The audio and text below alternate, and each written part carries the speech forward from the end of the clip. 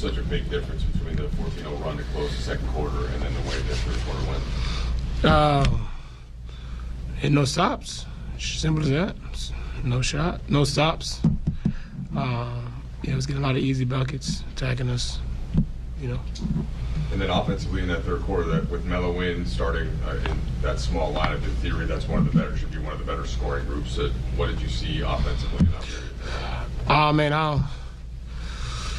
Just, our execution, we don't really have anything, no kind of rhythm with that. Normally, like you said, it's usually our best lineup, but,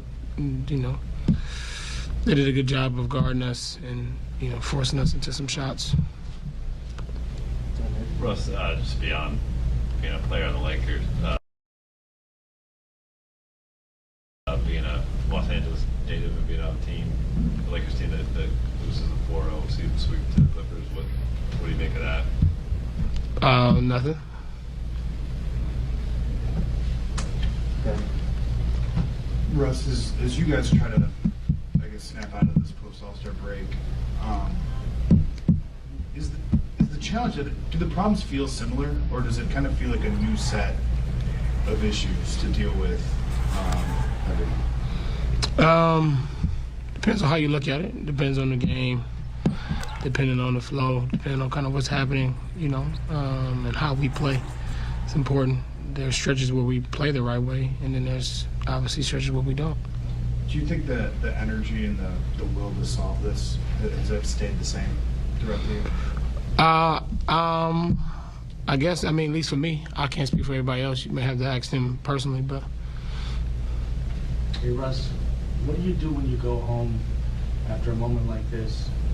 How do you decompress? How do you de-stress? I'll go lay down, get some rest, wake up, take my kids to school. That's the most important thing. It's family to me, so be around my family is probably the most important thing I can do. Basketball is fun, but it's a short period of time in your life, so I don't stress out too much about it because my family is probably the most important thing in my life. So that's the way I can able to kind of just decompress and have my focus elsewhere. One more quick follow-up. I'm a reporter for the Times, the New York Times Style section, Mm-hmm. and we're doing a piece on Fun of the Gift, talking to your folks. Lead, I got to ask you, point being, when you talk about other things to look forward to on your mind in the short term, is the other projects you're doing, is that one thing that gives you some pleasure right now and some confidence in the rest of your life? What gives me confidence is using my platform to help our underserved communities, our communities of color, find ways to better uplift them and be able to create some generational wealth for our people here in the city of Los Angeles and across the world. Bill. Hey, Russ, we know you're keeping a positive attitude. Bill's next. You go. It's fine. Go for it.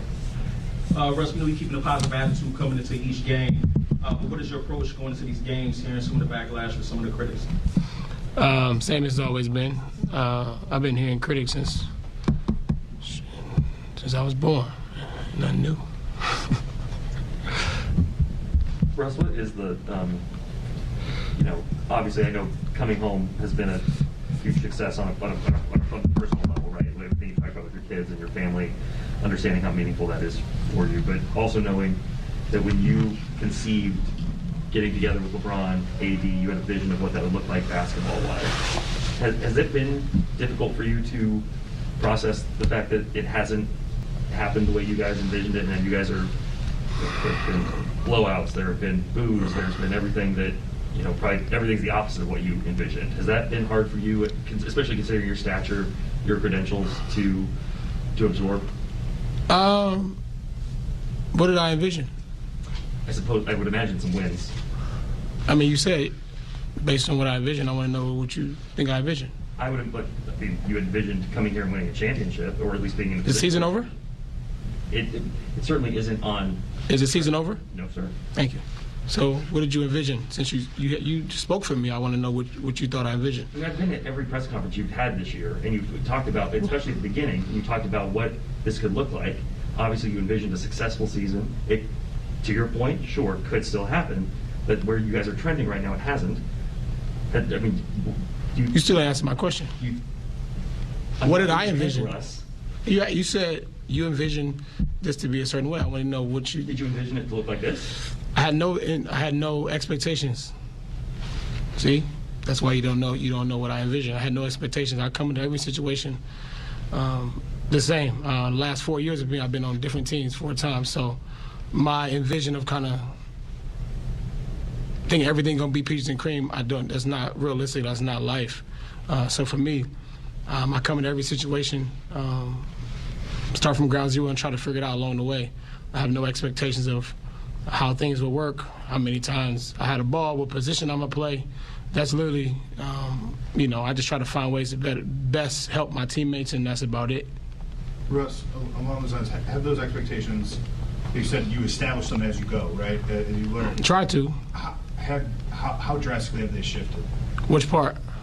Your expectations over the course of the season? They don't drastically change my role, and what I'm doing is change every single night. So I'm just trying to figure that out as I'm playing, and to be able to benefit, and help my team. But my expectations are still the same. I'm not a quitter. It's not in my genes. I don't quit regardless of what the hell going on.